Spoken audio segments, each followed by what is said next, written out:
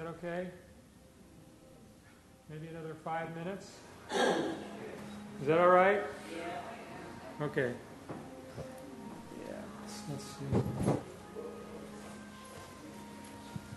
of a bummer here. People come in and for that thing, and I know that they missed something really good.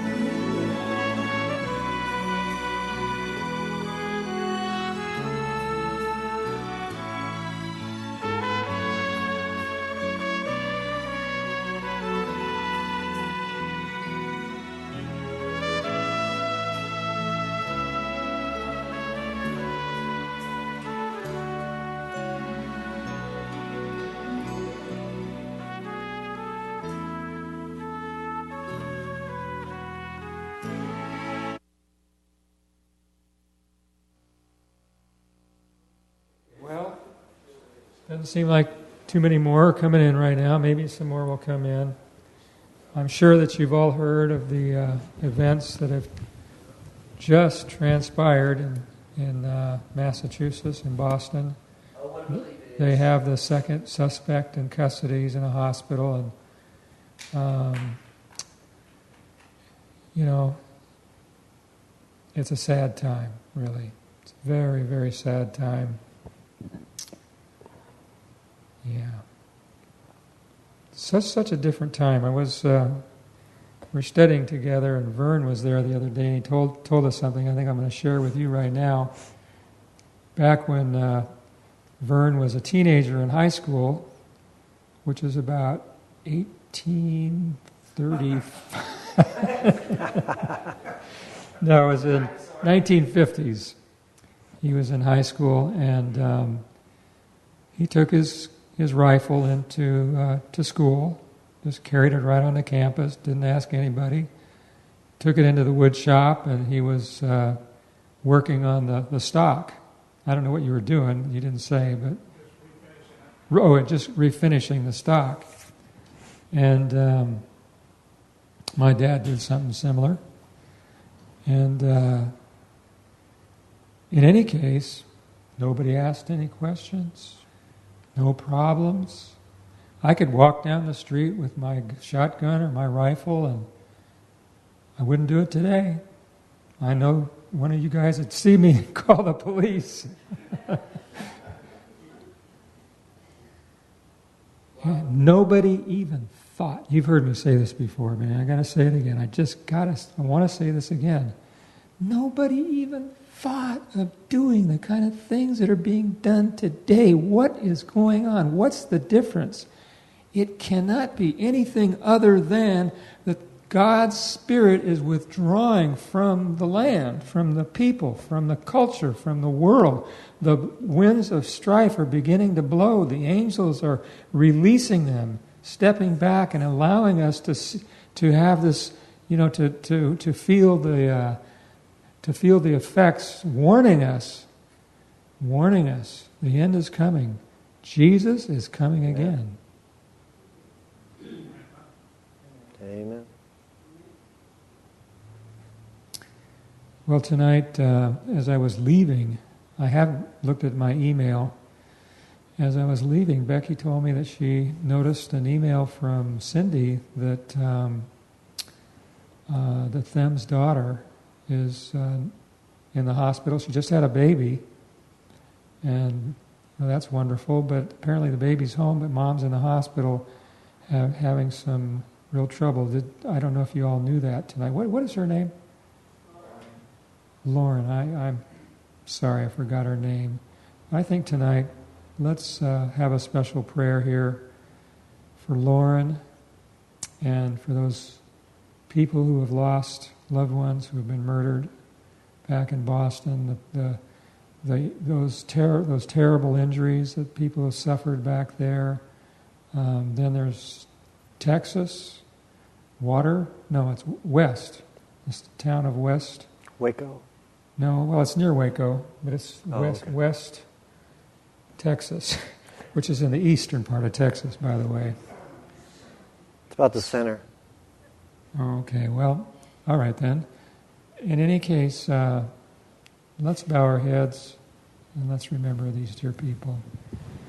Father, tonight we bow our hearts before you and ask that you would cleanse us of all unrighteousness, that as this prayer of ours ascends, we pray this together, Father. All that are sitting in this room, I'm sure that we unite our prayers in agreement, asking you to please lift up, heal, take care of, protect Lauren and her new little baby. We thank you for doctors. We know that nurses and technicians and doctors can do wonderful things, and we pray that they would. But Lord, we're asking for your extra special help and blessing and healing power to be exercised. This is your daughter, Father. This is one of your servants. And she has dedicated her life to doing ministry for you with her husband. And so, Lord, please watch over and heal. And then we think of these families in Texas who have lost loved ones, so many dead, so many injured. And so again, Father, we're praying that you comfort them, that you heal the wounded. We pray that you would be with those back in Boston and Massachusetts that have suffered, families of those who have, of the policeman who died, who was murdered, executed, those who died in the bomb blast, those who have been injured so terribly, Father, please help them and heal them. And Lord, as we see these things, help us to be mindful to not take these things lightly, but to hear your voice speaking through them to us. And Lord, give us the opportunities to tell others about Jesus coming again. Help others know that Christ is coming again for Jesus' sake. And Lord, finally, we pray your blessing upon Quint as he's presenting tonight. We thank you for the good things we've heard so far, the encouragement, the faith-building evidence that you've offered in nature, and we just bless you for that in Jesus' name. Amen. Amen. Quint, thank you. It's been good to be here. Good. Yeah, we're sorry that we're going to come to an end to this. I am. I really enjoy this kind of stuff. So, all right, I've stolen enough of your time. All righty. It's your time. Thank you. Well, I want to welcome you again to the Evolution or Creation Seminar. This is session 5. We have 2 more sessions tomorrow. They'll be at 11 o'clock and 3 o'clock. Well, let's start off with a summary of what happened in the last presentation. We looked at chalk and diatoms. We saw how there were huge piles of diatoms and chalk, and they could only come from a big disaster like a flood. And we also looked at evolution. We have smaller to larger. Things have been getting larger and larger, and all of a sudden there's a big drop-off in size. And even evolutionists say there had to be a catastrophe. Well, we say there's a catastrophe. We just called it the flood. We looked at when dinosaurs lived. We looked at amalgamations.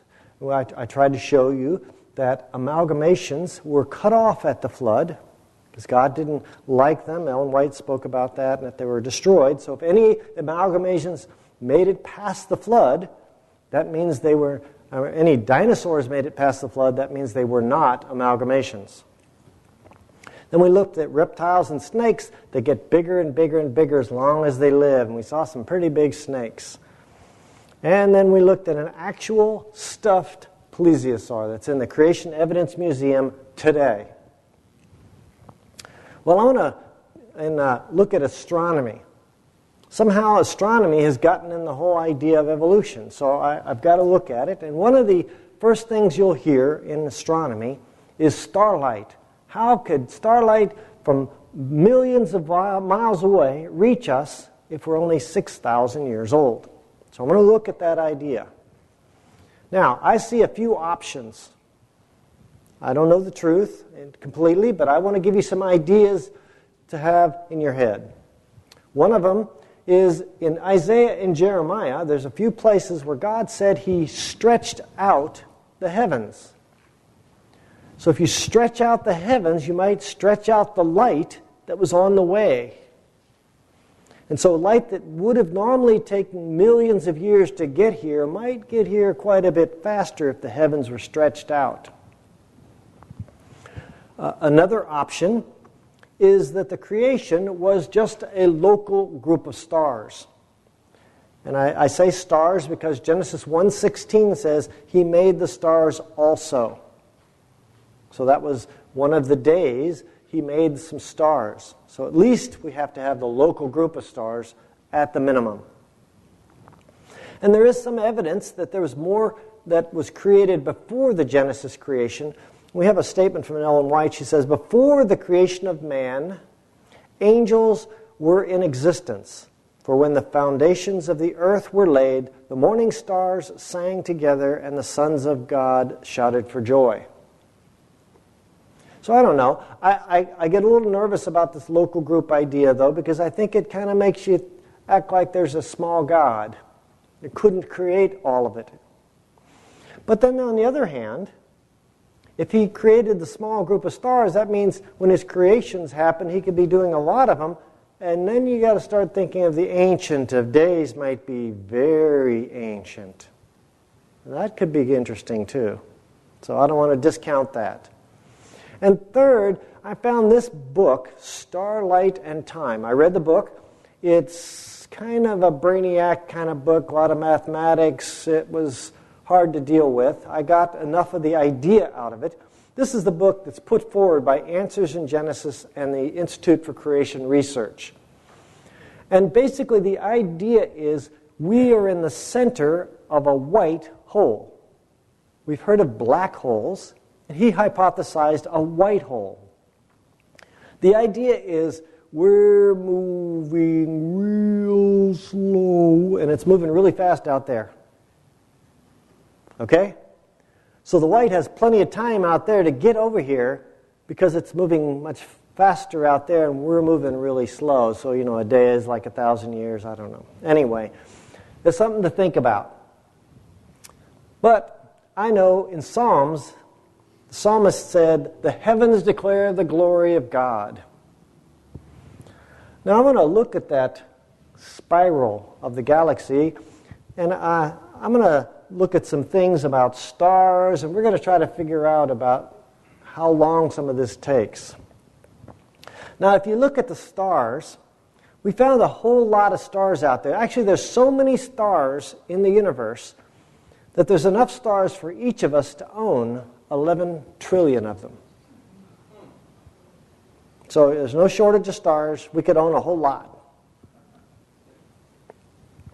Now, again, looking at that spiral arm, this spiral galaxy has 2 arms. There's some that have 3 arms. Some of them have like a bar in the middle. So bar galaxies. There's a variety of types of galaxies. Now, I look at that picture and I think, what if I had a graphics program and I unspun that? What would I have? Kind of back it up in time? You might have like a straight line. And that's kind of interesting. Well, I'm going to look at one of the problems with a spiral galaxy is if you keep spinning it, if you go more than 2 or 3 rotations, it quits looking like that and it starts to look like that. Now I want to look a little bit at stellar and galactic formations and solar formations. You see, when we had the Big Bang to start off with, it goes kaboom, and everything is spreading out. All right, so we have 2 particles. They're close together, and they bang, and they spread out. So how do they get together to make a star? How do they form a galaxy? This is an issue. The other thing is, when the hypothesis of a Big Bang has it that at the very beginning there's only light elements. Like, for instance, only hydrogen, maybe even stripped hydrogen. And we're going to look a little bit later at the Gentry papers, and we're going to talk a whole lot about some problems with the whole Big Bang theory. But anyway, if you have the Big Bang and everything's spreading out, how do you get them to glob together into a nebula? Because that's, they say, have a nebula before you form a star or a solar system. And in this textbook, they say the nebula begins to rotate. It just begins to rotate.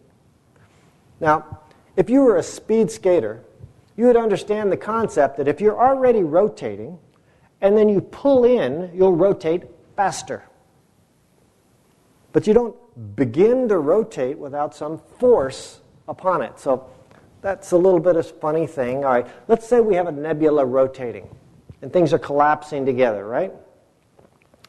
What would it collapse into? How about a pole?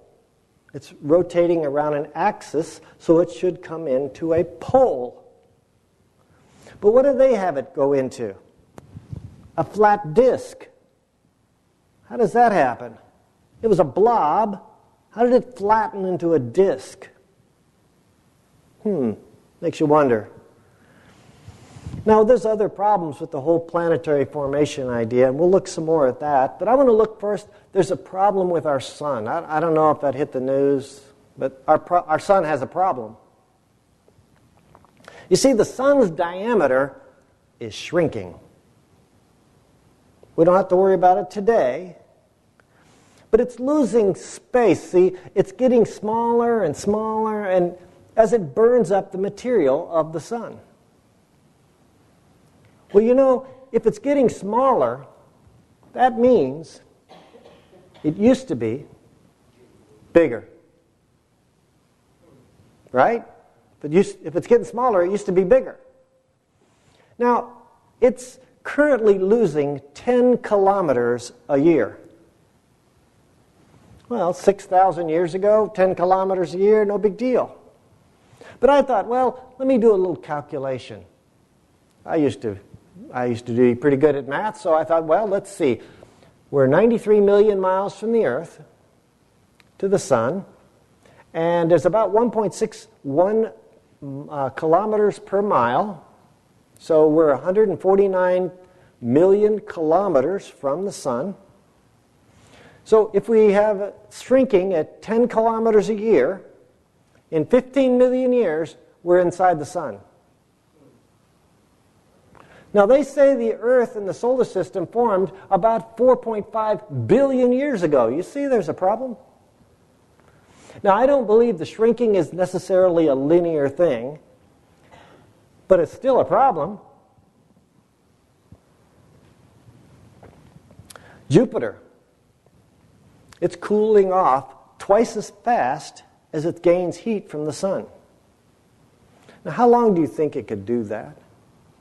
You think it could do that for 100 years? Maybe. 6,000 years? Maybe. 4 billion years? I think that might be a problem. This is not Saturn. This is Jupiter. Jupiter also has rings. And here's some rings for Saturn. Now, ring systems, by their nature, are unstable and cannot last a really long time. So how come we have rings on Jupiter and Saturn? Makes you think. Now, we occasionally get things that come zipping by the Earth called comets. I don't know if you were around when I was in high school, Halley's Comet came by. Or maybe it was recent. I'm confusing it with another comet. Never mind that date. But Halley's Comet came by.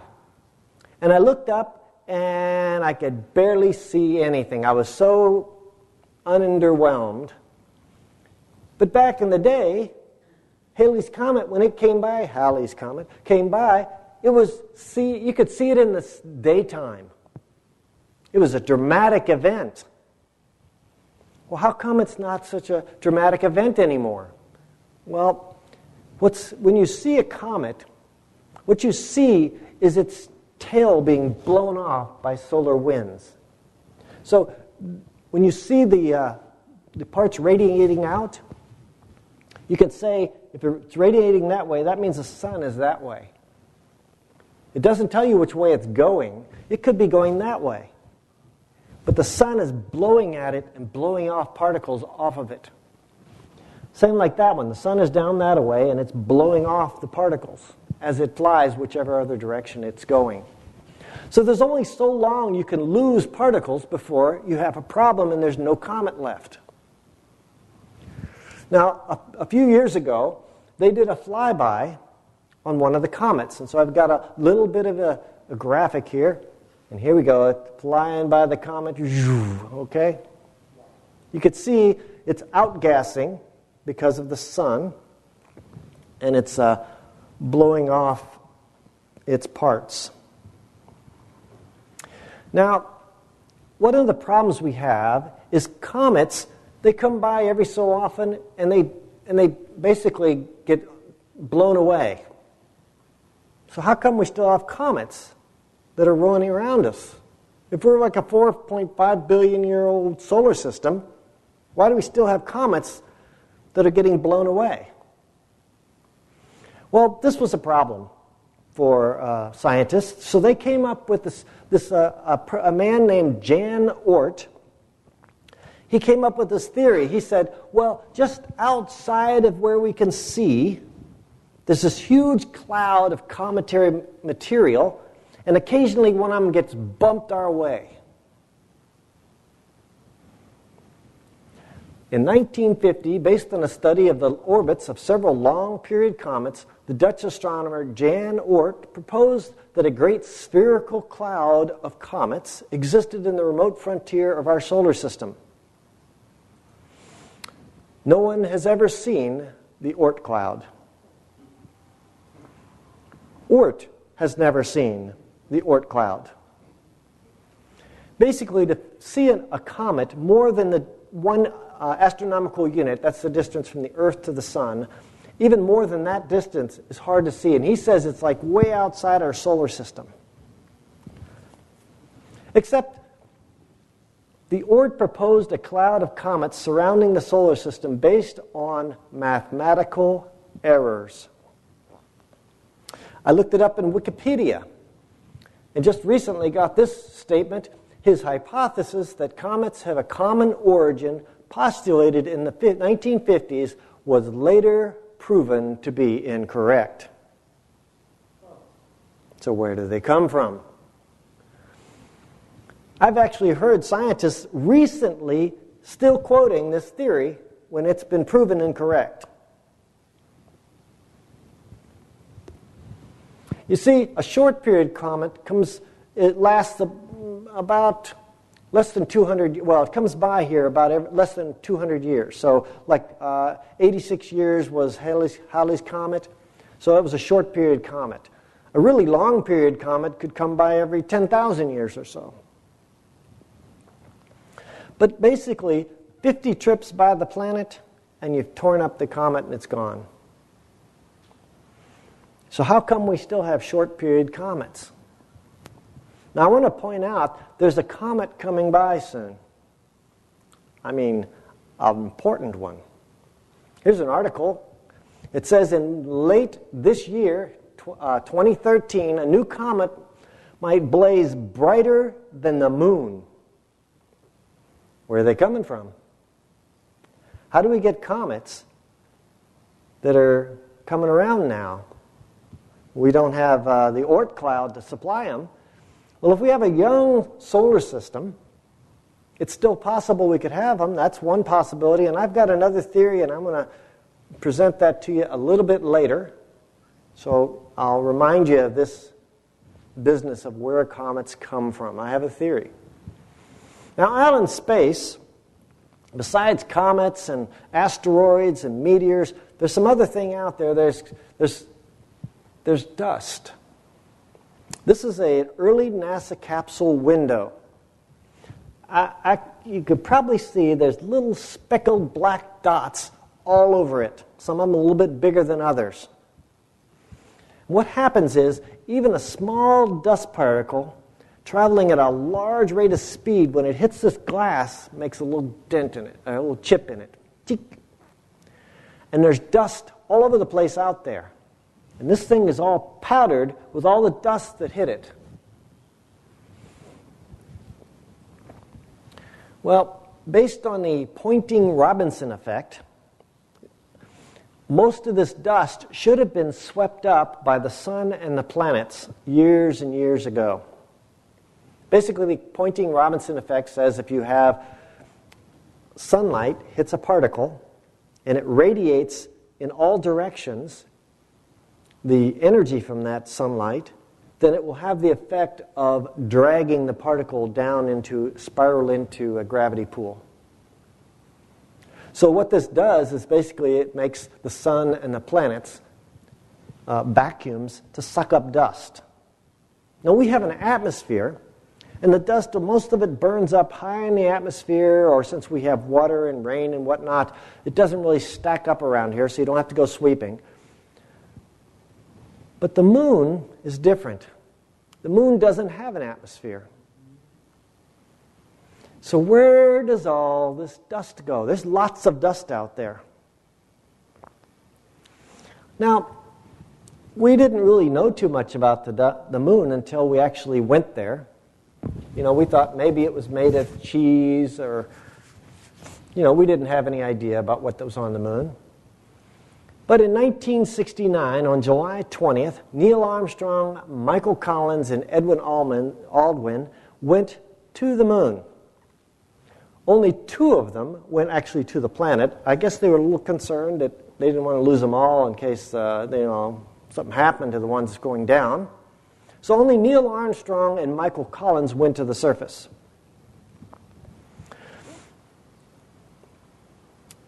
Here's an article from the Royal Astronomy Society. It says, X-rays and UV light striking exposed moon rocks could, during the age of the moon, be sufficient to form a layer over it several miles deep. So here's another source of dust that the moon should have, in addition to all the dust that's floating around and getting sucked up by the moon. So let's look at the moon landing just a minute. And I want to take notice of a couple of things that were of concern and interest to the astronauts. First of all, I've got a shorter clip here, and so there's actually more of this that goes on, but they're going to talk about some details of the dust on the moon. It's kind of interesting that they're even going to talk about the dust. Then when he steps off the ladder, off the pad, you're going to notice that he keeps one arm on the pad, on the LEM itself. He doesn't let go. And why might you do that? In case you sunk in. You know, sort of lunar quicksand. And then after he gets off, he says mankind, and then he does one of these. To test the strength and how solid the ground is. Okay, so let's listen to this clip from the moon landing. Listen to the dust.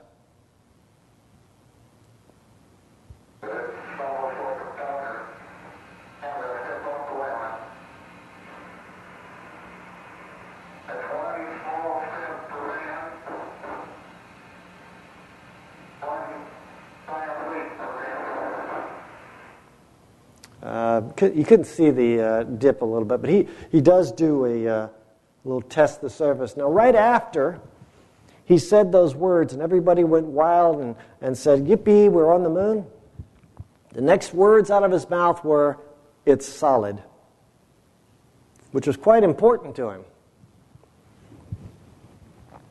You see, what we found on the moon was less than a half an inch of dust. Now, if the moon was 6,000 years ago, created, half an inch, no problem. 4.5 billion years ago, where'd all the dust go? That's a big problem. Now, they understood the dust problem when they built the LEM to go land on the moon. And what they put on there was basically snowshoes. They called them duck pads. And the idea was that they were supposed to hold it up so it wouldn't sink into this fine dust. Here we look from the side, you can see they didn't sink in at all. And they were prepared for it. And if you look, he's now standing on the bottom of the ladder. What's wrong with this picture? He's got to jump down to get to the bottom. They didn't expect the bottom of the LEM to be above the dirt. They thought that was far enough down to build the ladder.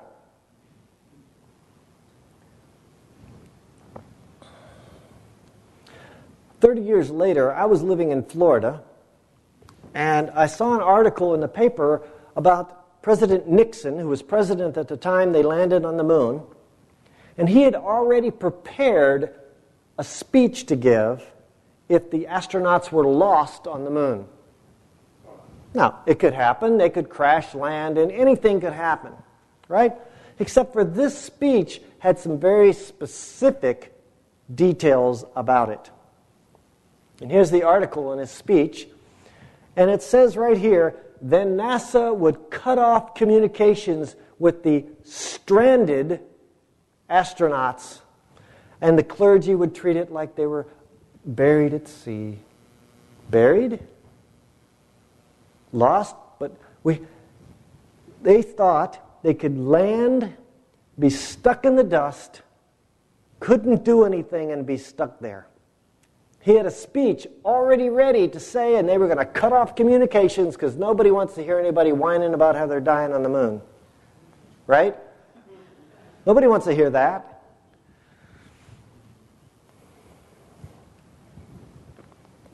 Well, NASA has changed its direction fairly dramatically in the last few years. One of the main goals is now the search for life. Here's a device called the Nugget, or Neutron Gamma Ray Geologic Tomographic Instrument called Nugget. It's looking for evidence of life. Could help determine if primitive forms of life took root on Mars. There used to be awash with water eons ago. So we want to go find that life on Mars. Here's another one. Has the mystery on Mars been solved? They had a big build-up, like they were going to make this huge announcement because of curiosity, found something, and then pretty much they didn't announce anything. They were looking for organic compounds, the building blocks of life. Here's another one where we have Stephen Hawking advising scientists, quit looking for life. You don't know what you're going to find out there.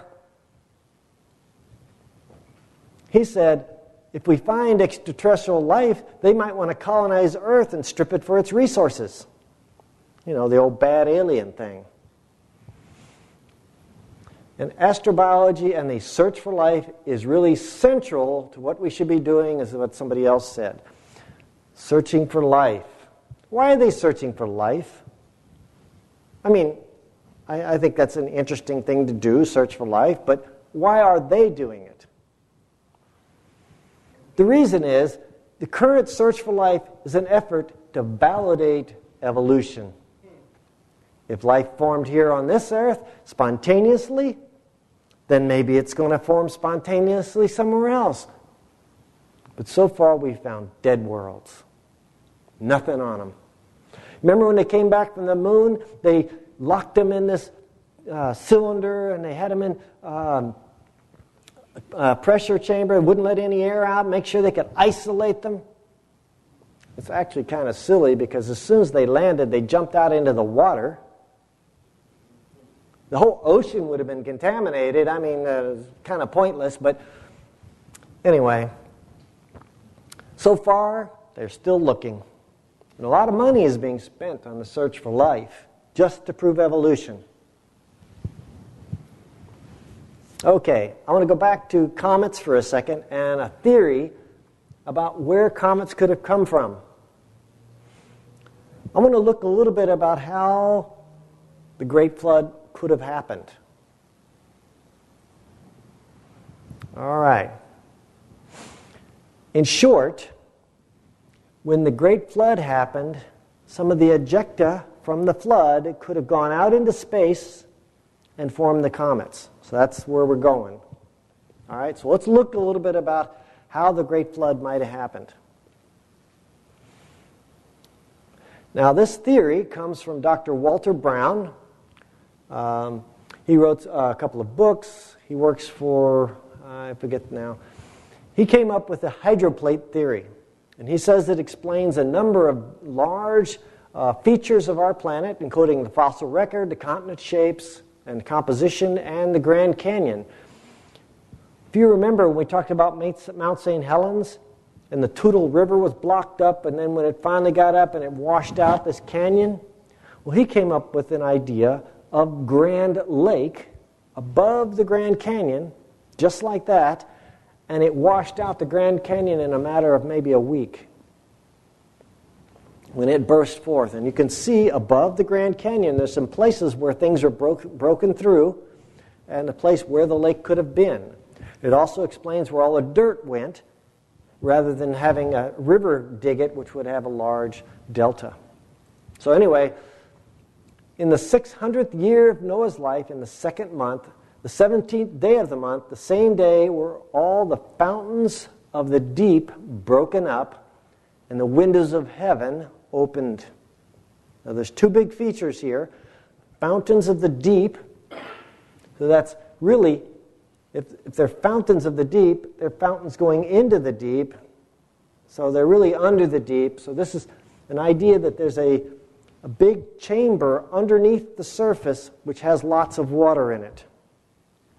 And the windows of heaven were opened up. That's talking about potentially another layer of water above the atmosphere, and I'll go into more detail in session 6 on that. So anyway, here we go. We start with the chambers deep down of water. We have small mountains and small bodies of water before the flood. And we have a crack. Now, I don't know what started the crack. Maybe the pre-flooders were digging a hole. I don't know. Anyway, we start a crack, and it then starts traveling at quite a rapid pace, like a zipper around the globe, opening up the planet. Water starts shooting up like a geyser along the crack. It actually shoots up at high speed. And as it shoots up through that crack, it actually widens the crack. And it takes lots of material, dirt and rock, with it. Incidentally, that is the makeup of a comet, water and dirt. And when you spread out these hydroplates, I'm going to call them, the plates that are floating on the water, then inside you have a release of pressure, and the bottom would push up in the gap as it got wider. This would start these hydroplates moving fairly quickly based on the fact that there's a crack here. They're sliding out.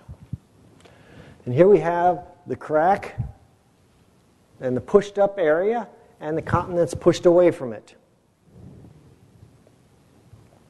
We also have a lot of mud and dirt and debris being spread out from the center, helping to build the fossil record. Now, when this water shoots out of this gap, it shoots out supersonically, very rapidly, so much so that it actually enters space. Some of it will pierce the canopy of water around the planet and cause the canopy that used to be a protective layer around the Earth to come crashing down. Much more water. Now, we would have, here's a little bit of a picture of the pre-flood mountains. They're very small. That's why and also the pre-flood seas, which are also very small, because so much of the earth we can't use anymore. If you remember, it was like a garden, the whole planet. Well, large sections of it we can't use because they're underwater. It said the flood was 15 cubits and upward, and the waters prevailed. The mountains were covered. If we had mountains the size we have today, they could never be covered. Where'd the water go? So that means the mountains have to rise up, just like we showed with the thing sliding off. We're going to show that in just a second. But one of the other things that happens is this water and rock that flew up into space would tend to fly up and crash down closer to the poles. Here we have, it would start snowing. Now, when it starts snowing, it's going to be unlike any snow we have ever seen. Because this snow came from space. And it's very cold in space. And what will happen, we have a very heavy snow and it would be minus 200 plus degrees in temperature. That's how you could take a woolly mammoth and freeze it within a minute. We have frozen woolly mammoths that have been found that were standing up, frozen solid. And in their belly, we find flowers. Now, in the winter, you don't have flowers. This would definitely explain how these woolly mammoths, encased in ice, could have occurred. Now I want to look at the mountains a little bit. Now these hydroplates start going, and as they run into resistance, two things happen. One, the mountains lift up, and there's a Bible verse that says the mountains lifted up. You also have the part next to where they lift up, it drops down. So what we find in the earth, we find coastal mountains and deep trenches. And there's a number of places where we see these features on our planet. And so this is the theory on how the flood could have caused the earth as we see it today. Now, I mentioned earlier that our sun has a problem. I don't know, I hate to break it to you, but the moon has a problem too. It's got a problem. See, the moon is slipping further away from us. That means it used to be closer. How many guessed that the first time around? All right. Well, the moon is 239,000 miles away, and because of its gravitation, it causes the tides. And actually, you have a high tide next to where the moon is and opposite where the moon is, and between it's low tide on both sides. I don't know if y'all can picture that. So there's actually two high tides a day that we get because of the moon's going around. Now, if the moon was a little bit closer, say 6,000 years ago, the tide difference would not be that much difference. But if the tides were, say, 70 million years, if the moon was closer, say, 70 million years ago closer, we'd have a problem. We might have tides that would cover the continents twice a day. You know, you can only drown once a day comfortably.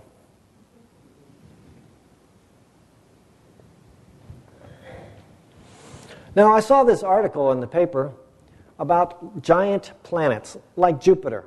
It's a gas giant. And they said, about 2002, they said gas giant planets like Jupiter probably formed in hundreds of years, not millions of years, as has been commonly thought according to a new report.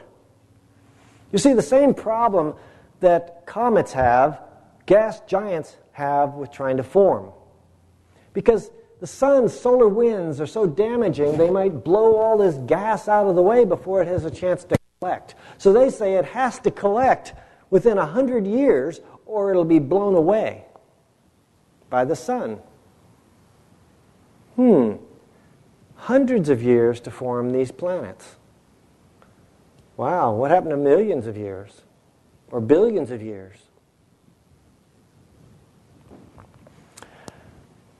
I don't know, I almost hate to mention it. The earth has a problem. I don't know if y'all knew about it, but there's a problem with the earth. It's slowing down. So every so often they have to add another tick to the clock at the end of the year because it hadn't finished rotating all the way around yet. So another tick was added there in 96 and 2009. They're adding ticks all the time because the planet's slowing down. That's a problem. See, the rotation is getting slower, so that means it used to be faster. So I know what happened to the dinosaurs. They got blown off the planet because it was spinning so fast. No, they couldn't do that. But there is a problem. Right now, the winds, the trade winds, the prevailing winds, are driven by the rotation of the Earth. It's called the Coriolis effect. So as the planet spins, it drives these circular patterns on the planet to get which way the winds will generally blow. Now, you go back 6,000 years, and a little more spin to the planet, it's not a problem. But you go back 70 million years, 5 billion years, we could have winds that are supersonic. Nothing's going to be happening outside. That's a problem for evolutionists. This is an example of a use for iron filings. The only known useful use is to show the shape of a magnetic field. Now, the Earth's magnetic field, there's a problem. There's all these problems in the world, right? The magnetic field is getting weaker. That means it used to be stronger. Well, if you go back 6,000 years, a little bit stronger magnetic field, not a problem.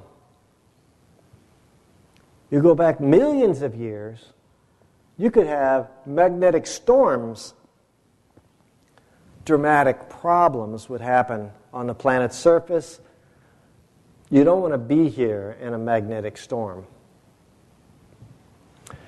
This is a problem for evolution because, well, you know what they do? The way they try to get around this problem is they came up with a theory that the magnetic poles, they'll get weaker and weaker and weaker, and then they'll flip and get stronger again, and then weaker and weaker and weaker and flip. But we've never, ever seen a piece of a magnet flip poles. It's never happened. Nowhere has that ever happened. Now, an interesting thing about magnets, though, if you take a magnet and you stick it in a fire, heat it up real hot, and then let the fire dial down and pull out your magnet, it won't be a magnet anymore. It loses its magnetism in heat. So what I think is happening is that this spreading of the continental, right along that continental ridge, that heat comes up there and destroys the magnetism in the ground. And so the magnetism goes to zero in the ground. And then the heat dies down, and there's the magnetism of the layer again. And then heat comes in, and what they're seeing is a pulsing heat spot that's causing the magnetism to die and then be there and die and be there. Not go negative. There's no evidence of negative magnetic spots. This diagram is actually inaccurate. It shows ground's magnetic, the magnetism in the ground pointing south, and then the magnetism in the ground's pointing north. It never goes, it never flips. There's no such thing. There's places of no magnetism and magnetism. There's no such thing as a flipping magnetism. But they're using this to say that's what happens. Well, let's look a little bit at the scientific laws. The first law of thermodynamics, called enthalpy, says that no matter or energy can be created or destroyed. We looked at this once a little bit. We're going to look at it a little more. Bang. Did we get our bang? I didn't hear it. God, missed it. Anyway, so the Big Bang, it's immediately a breaking of that law. So it's called a law. This is not a theory of electromagnetism. See, we have a Big Bang, and we spread out, and we have all this material out there, and we form stars and galaxies and solar systems. And then we get a planet that's real hot, and then it cools off, and then there's volcanoes that create an atmosphere, and then pretty soon we have a planet. Or It was freshly made from the Creator's hand. The second law of thermodynamics is talking about order or disorder. It's called enthalpy. But what we see is order everywhere. We see galactic order. We see solar systems order. It's just amazing how much order we see in the universe. Well, I'm going to do an experiment. Y'all like to do an experiment? I'm going to use a 4-phase experiment, and I'm going to have a football team and fourth graders and a merry-go-round. You can do a lot of good science with a merry-go-round. So here we're going to start with the football players, the fourth graders, and the merry-go-round. And what we're going to do is we're going to let the football players spin the merry-go-round and the fourth graders be on the merry-go-round. Okay?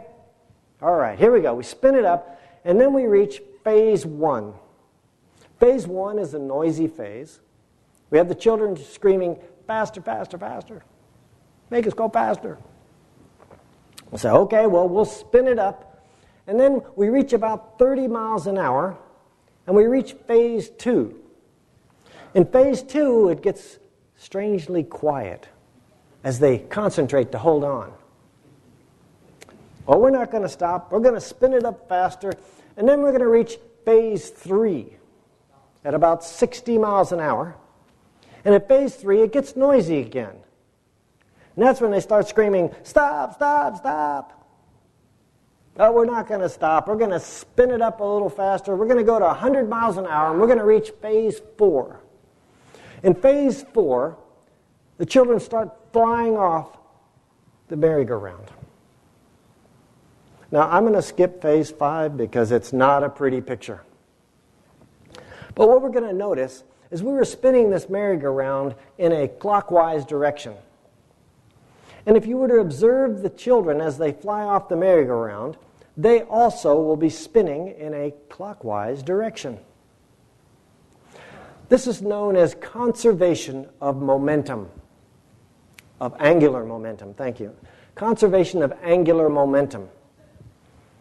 So as that's whichever way this spins, and they spin also. So in the Big Bang, spinning should be maintained. Whatever spinning was there should be maintained as the original. Don't try this at home. Yes, the whole thing with the football players and the fourth graders, we're professionals. Don't try that at home. Like a professional can destroy children. No. All right, so we have the Big Bang, and we have things spinning in whichever way they were spinning, and then we get our solar system, which has, I don't know, I grew up, and my solar system when I grew up had 9 planets. I don't know if you've heard the news, but they demoted Pluto. It's now just a planetoid. It just busted that planet all up. Anyway, we have, actually there's other planetoids also. There's 90377 Sedna, 2003 VB12. So that's like planet 10, planet X, so you have Roman numeral X. Anyway, and there were 63 moons. They now say 64 moons. I'm not sure. They might have pushed that number again. So anyway, in our solar system, we have Uranus, Venus, and possibly Pluto rotate backwards from all the rest of the planets. We have Earth going clockwise and Venus going counterclockwise. So I guess if you have a watch from a Venetian, never mind. So 6 of the 63 moons rotate backwards. Jupiter, Saturn, and Neptune all have moons that are going in both directions. How did that come about?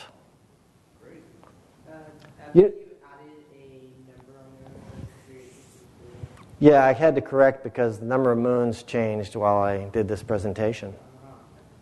They went from 63 to 64 moons. So here's my theory. I think God created the heavens and the earth, and He put it that way to confuse the evolutionists.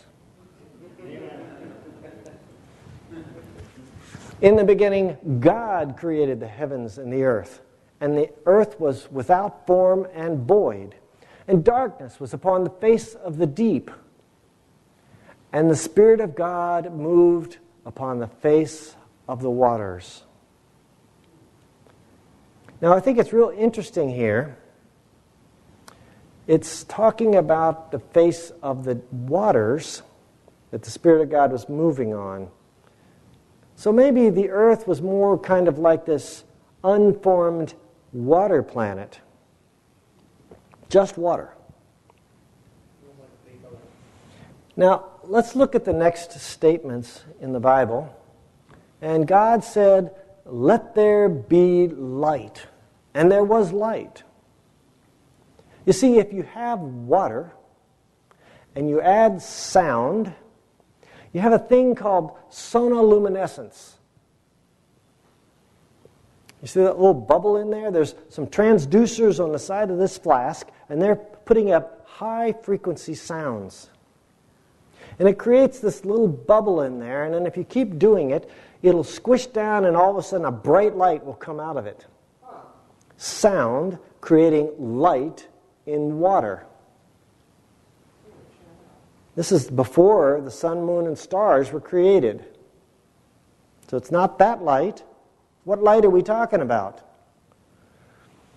Sound waves generate light.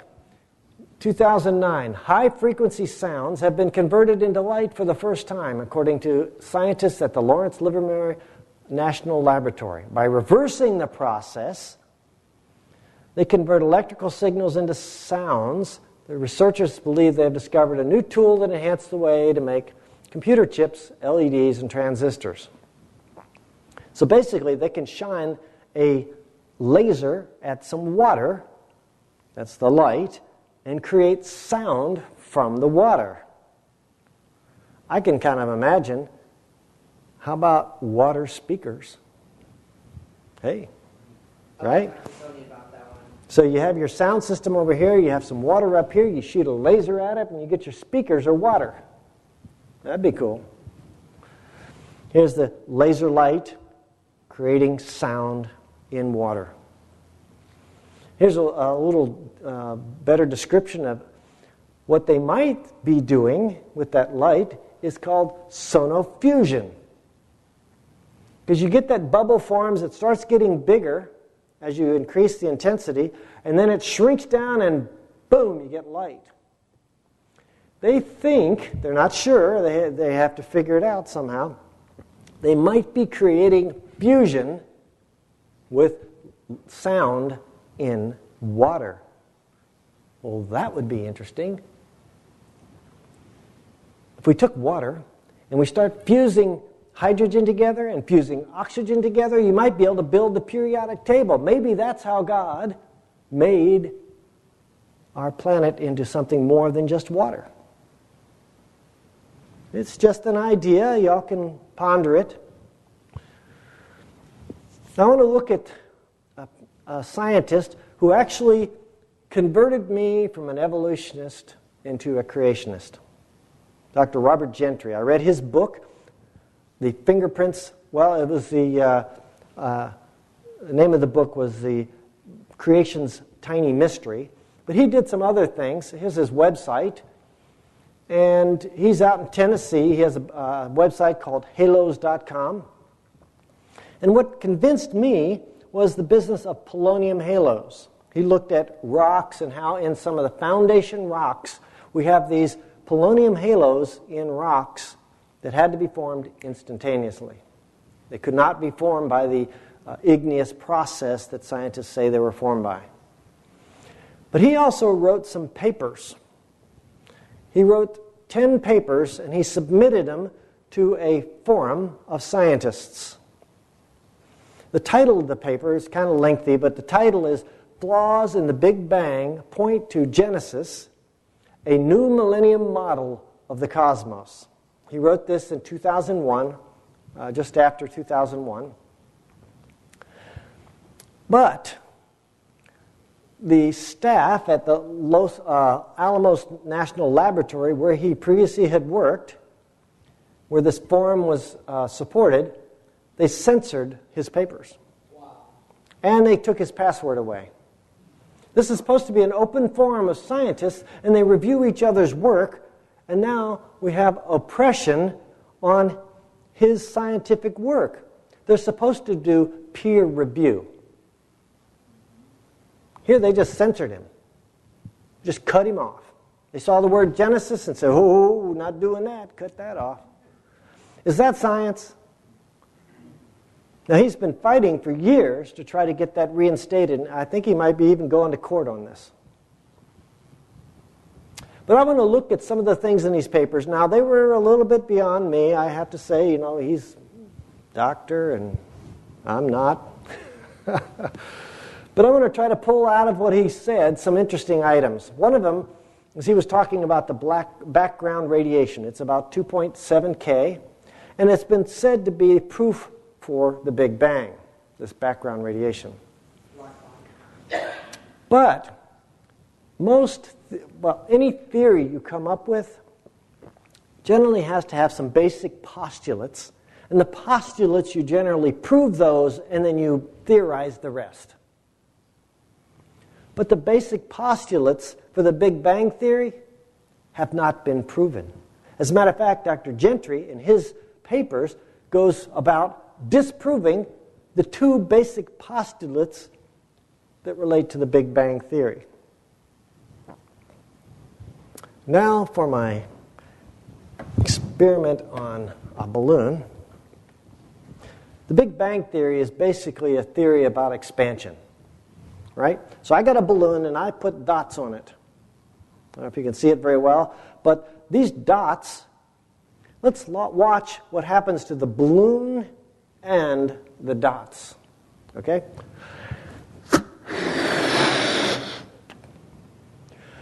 So now the dots are considerably larger, as well as the balloon is larger. Okay? This is an expansion scenario. Okay, but what the evolutionists have done is they've taken pennies or coins and they've glued them to the balloon and blown up the balloon, and the pennies or coins stay the same size while space expands. The reason they had to do that is because there's a problem. If the dots expand, that means you can't have galaxies, solar systems.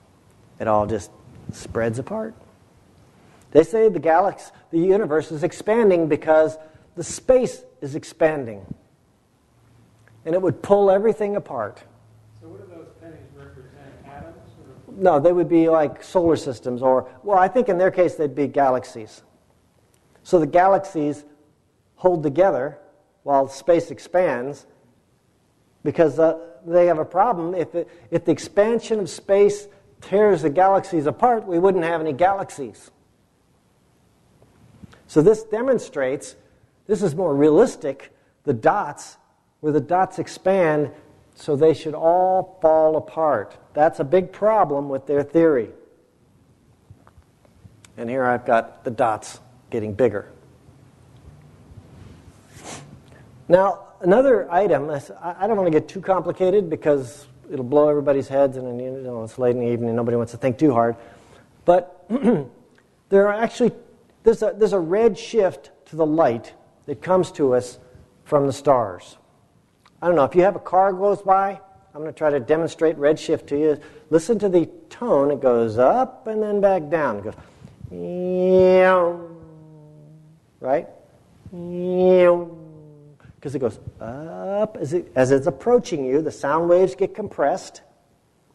And then as the car passes you, the sound waves get stretched out.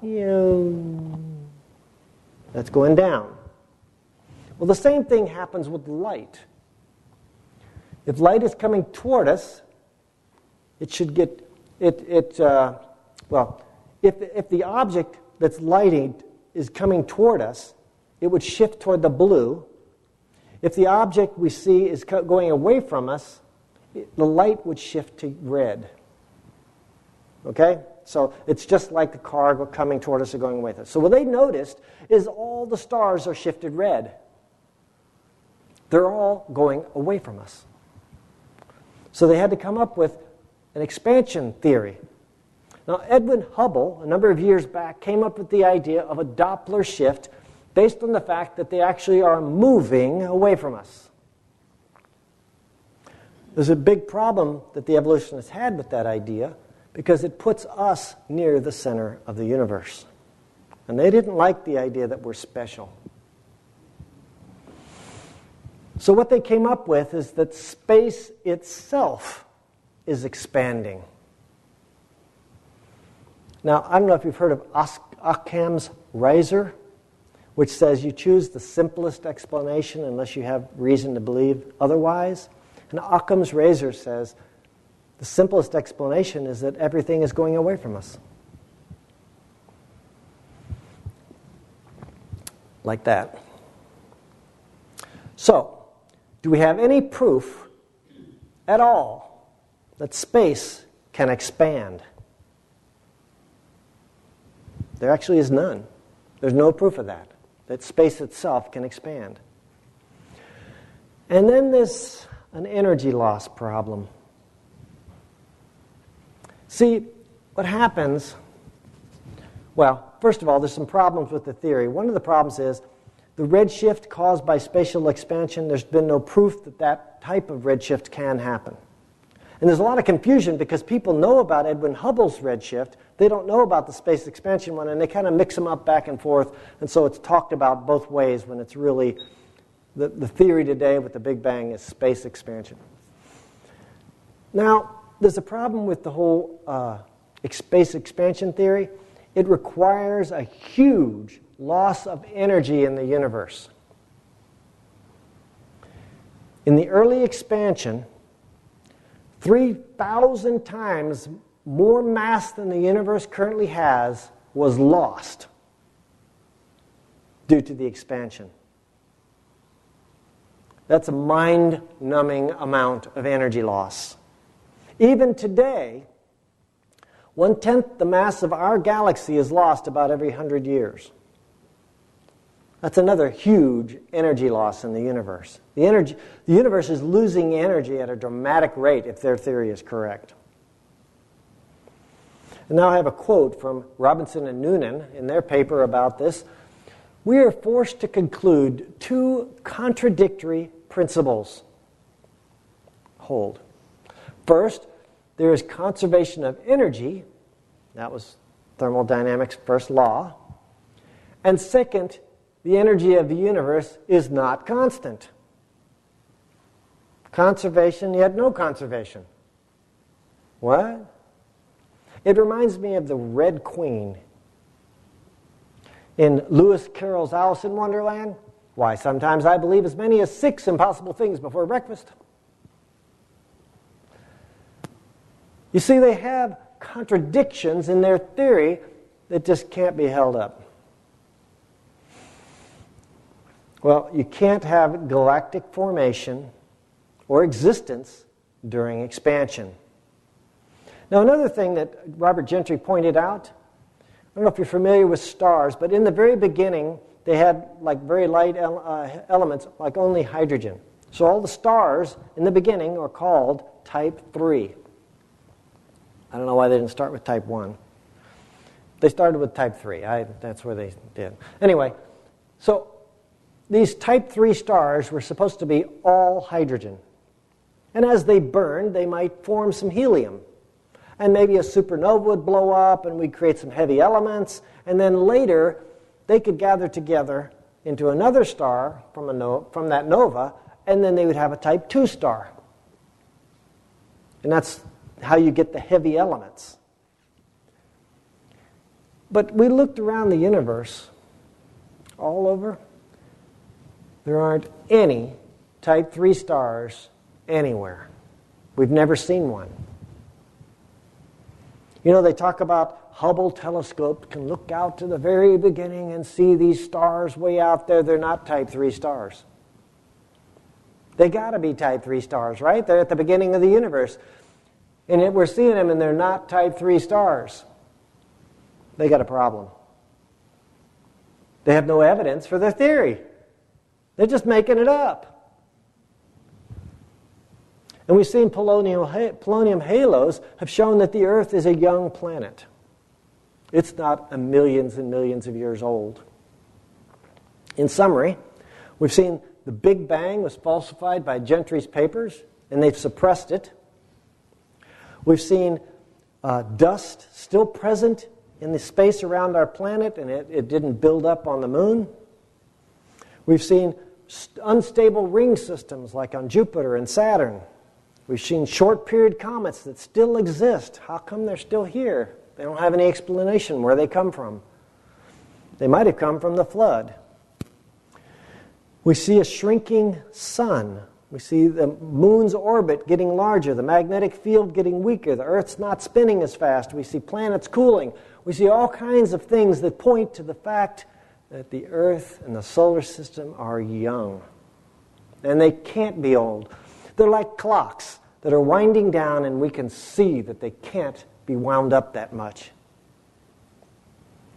He counts the number of the stars. He calls them all by name. Great is our Lord, and mighty in power. His understanding is infinite. Well, the next session, tomorrow morning, is Paradise Lost. We're going to look at what it was like before the flood. Did people really live longer, get bigger? We'll look at the canopy theory, that water barrier around the planet. We'll look at Noah's Ark. Is there any proof that there was a Noah's Ark? And we'll look at OOPArts. This is a fun part. We'll look at artifacts that were found that were out of place. Thank you for coming. And now I have to do some questions. Anybody have any questions?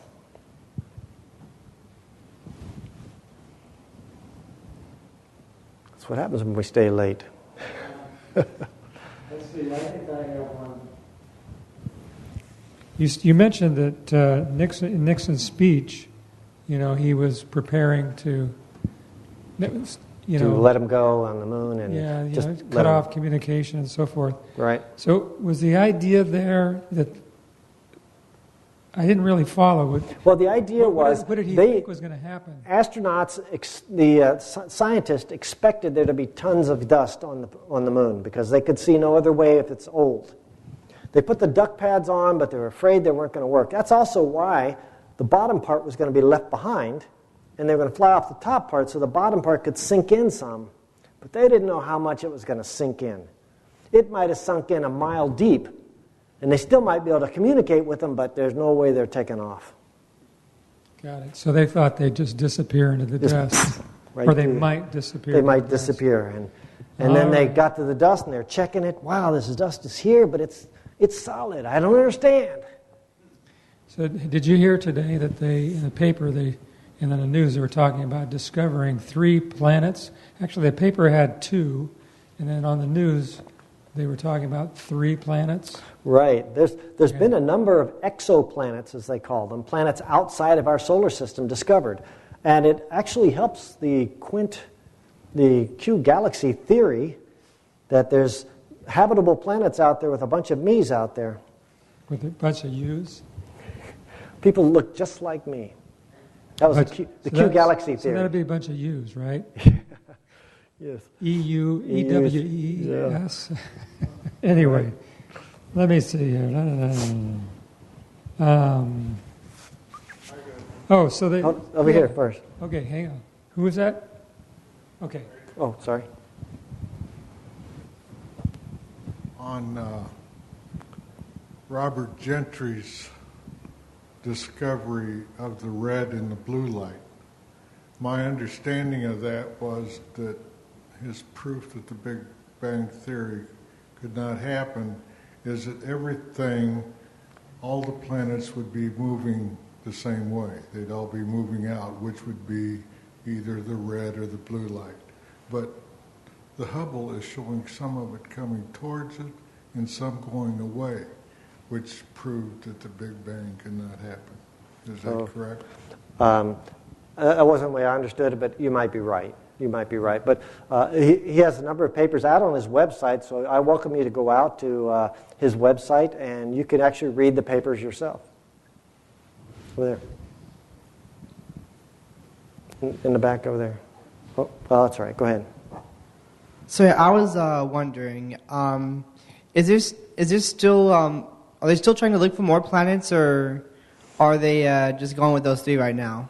Well, they have they've been over the last year or more. I've been tracking this one website where they track exoplanets, and the number of how many they've found keeps going up.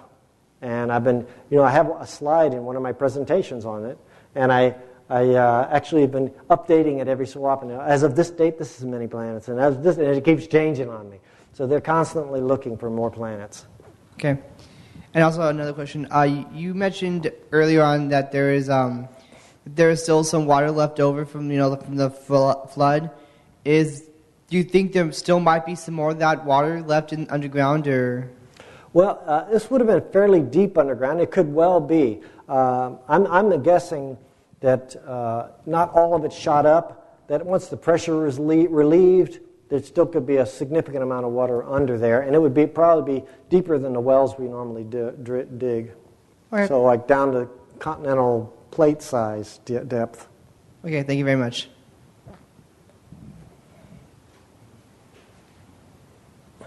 That was a good question.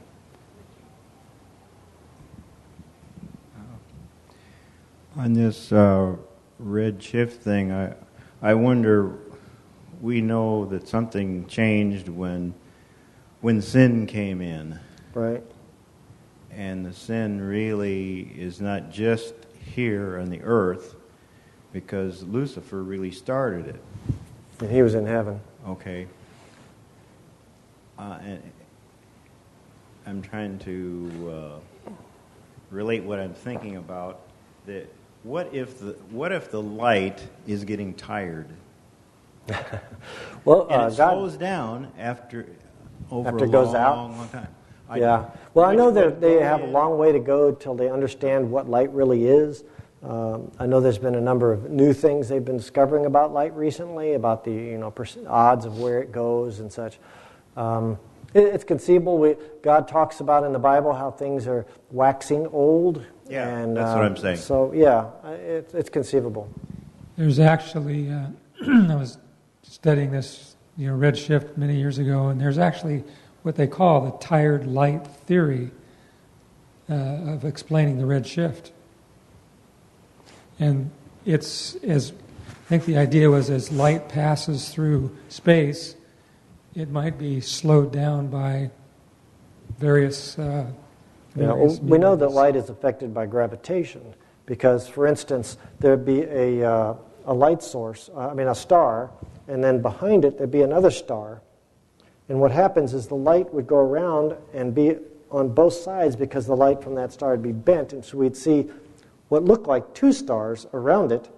And then since their spectrum was identical, it's actually the same star and it's behind. Any other questions? Over here, Jane? Okay, good. Who's first? I didn't see. I didn't see either. All right, let's James go first here. All right, James. With the sun shrinking and the earth slowing down and the moon moving further away, in your mind, I'm trying to imagine the catastrophe that's going to happen on earth and thinking that God's going to come before it gets terribly uncontrollable for any of us to do anything. What do you feel about that? I think there's enough things more locally that are harbingers of the end than those signals. I think the moon's going far away is not going to hurt us anytime soon. I think the sun shrinking is not going to hurt us anytime soon. The earth slowing down in its rotation is not going to hurt us very soon. But I think there are other things that are going to hurt us soon, like amalgamations. I personally would not like eating GMOs because they're amalgamations of plants, and even some animals are genetically modified organisms, and I think they're just playing God and they need to quit it. those two planets that are rotating in the opposite direction of the Earth, how about the orbit itself? Are they following the orbit in the same direction the Earth is, or is their orbit the other opposite direction? I think there are some orbits that are opposite. I'm not an expert in astronomy. I'm afraid I don't know that. You know, I think it's interesting that here they're looking out there in space for other worlds that could possibly support life, right? Mm-hmm. And, you know, you kind of made the point, but I'm just kind of hitchhiking on it, that it just shows the desperation, Yeah. perhaps, the fact that they haven't found any evidence that evolution is happening or has happened. They really don't have any solid proof of that, so they're, you know, spending billions of tax dollars Right. looking Try to for support, life. to prop up that theory. What's interesting is all the evolution researchers get all the funding, and their theory still doesn't work. And we get almost no funding for creation, and we still can blow them away. You know? What if we got all the funding? Wouldn't that be amazing? What would we find? All right, anybody else? Yes. Just a second here. A couple of quick questions. First, I was thinking for session 6, that's church, that's not Sabbath school, right? Or would Yes, ma'am. okay. That'd be 11 o'clock, roughly. Did you, forgive me because I wasn't here for all of it, but did you say anything about Orion, that we know Christ is coming through? Have they looked at that? I had heard, and I believe Gentry even talked about this once, that there's actually a big opening in the stars in space around the Orion area that's shaped like a big trumpet.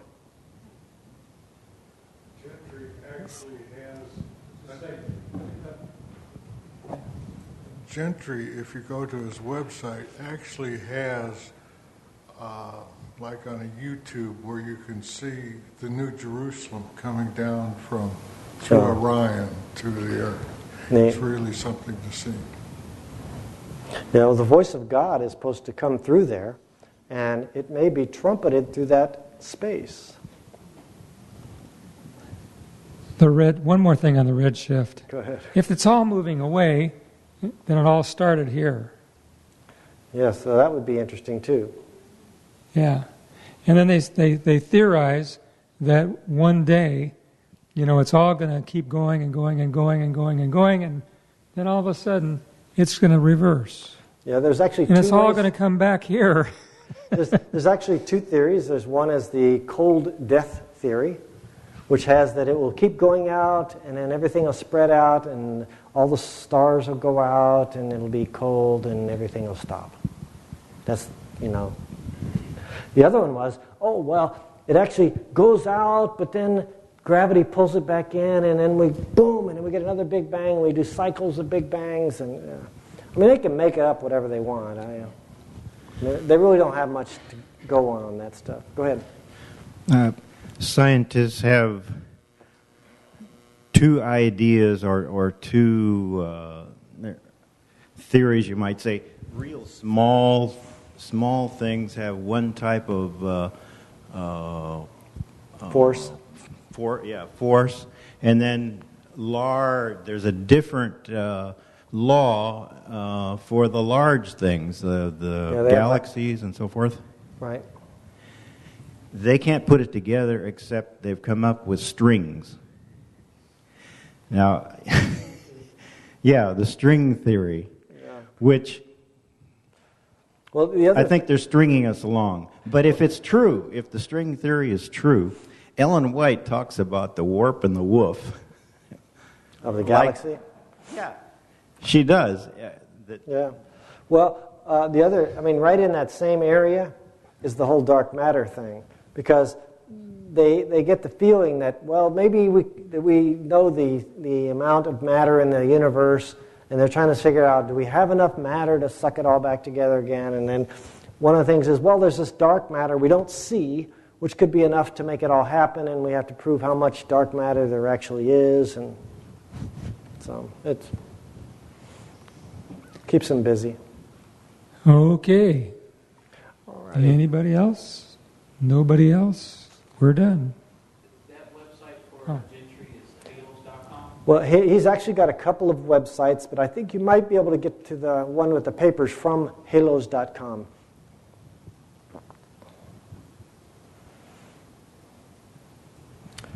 Alrighty, well, y'all have a good evening and be safe driving home. What move has to do with